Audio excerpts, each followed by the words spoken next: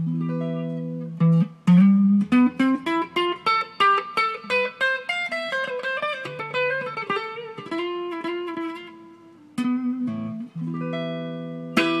what's up, my friends? Thanks for stopping in again at Ask a Guitar Pro. This is Jake. I'm going to continue in our modal discussion today and talk about the Phrygian mode. So the Phrygian mode is basically the third mode that you can create when you start off on the natural scale, starting on the tonic. So of course number one is the Ionian mode when you start on the first note of the natural scale. When you start on the second note, it's the Dorian mode, which of course was a D Dorian mode. And then when we start on the third note and you play all the notes in the natural scale or the diatonic scale starting from the third note, that is called the Phrygian mode. So here we're going to play E Phrygian today. And keep in mind again, just for review, the E Phrygian mode, whoops, my bad.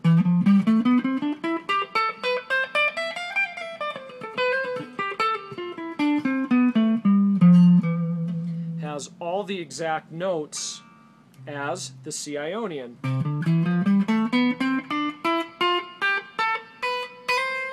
Now your ear, since you're starting off on different notes, throws you for a little bit of a loop, because when you start, of course, on a major mode, it just sounds very upbeat and happy, and if it returns back to the starting note, it sort of resolves itself. So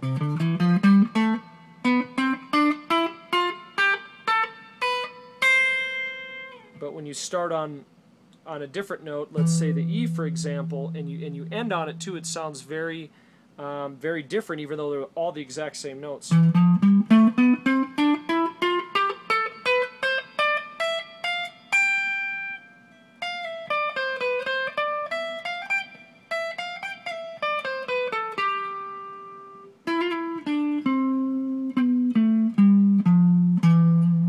Just has that minor dark feeling at the end, so that's what's going on there. So again, C Ionian mode is identical in the notes to the E Phrygian mode, okay? Makes sense? So then the question becomes, sometimes you'll have a key of music that's based, let's say it's a minor key of music, it's based around E minor. Even though E minor is typically a chord that's used in the key of C,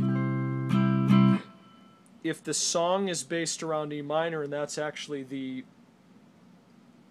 key the song is in, you can substitute an E Phrygian mode over the top of it. It's not going to have all the exact same notes. There are going to be a few one note for sure that's out of the key, but it does add flavor. So you could take an E minor key and add the Phrygian scale over the top, an E Phrygian, and you're going to have an added F that's different than in E minor. There's not typically an F that would normally exist, but when you add that F in, it adds flavor. So what I'm going to do is I'm going to play an E minor chord like that were the key of music we were playing in. I'm going to play it with a regular E minor scale over the top, and then I'm going to play an E Phrygian mode over the top, okay? So keep in mind, an E minor scale in a minor key is going to be all the notes that are in its natural scale, and typically, for example, in E minor, its Ionian mode would be in G Ionian, okay?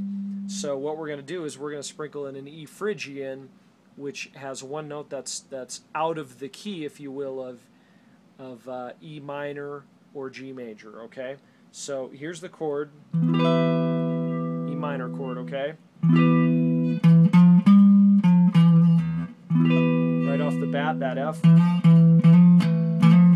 almost feels like it has a little bit of maybe a Middle Eastern Persian feel.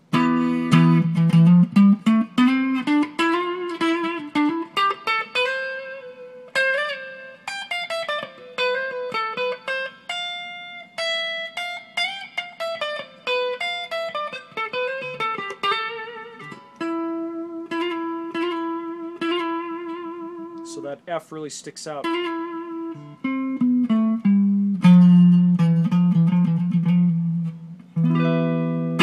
Now, conversely, if we just played the notes that typically would be in an E minor key, it would sound something like this.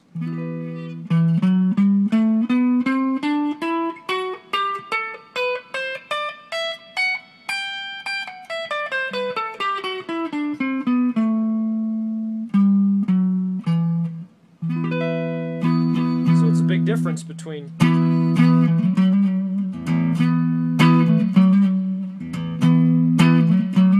versus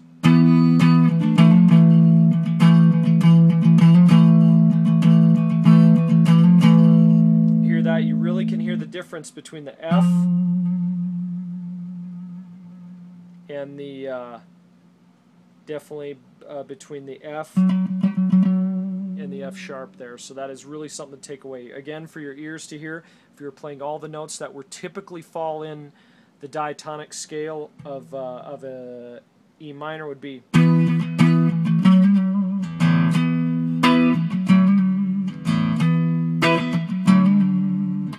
But if you play the added F, which would basically match in the Phrygian mode,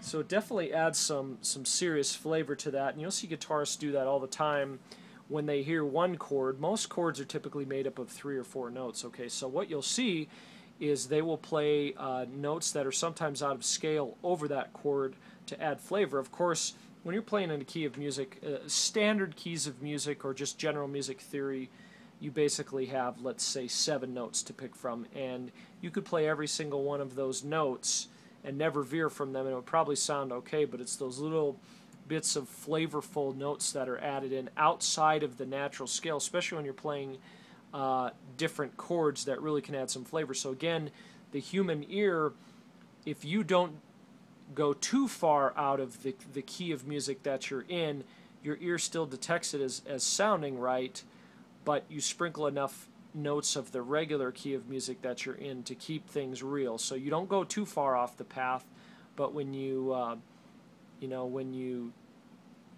when you veer and keep some kind of skeletal system, it really sounds awesome. Again, that's how probably different cultures of music have used that, is they have certain notes they go with, and they don't always follow the perfect diatonic or the natural scale. So again, kind of last review here: Phrygian mode, E Phrygian.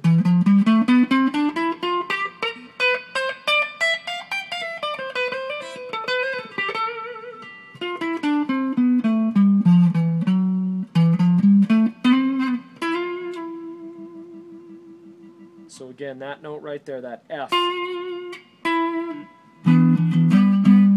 Regular minor chord scale, or the Phrygian mode instead.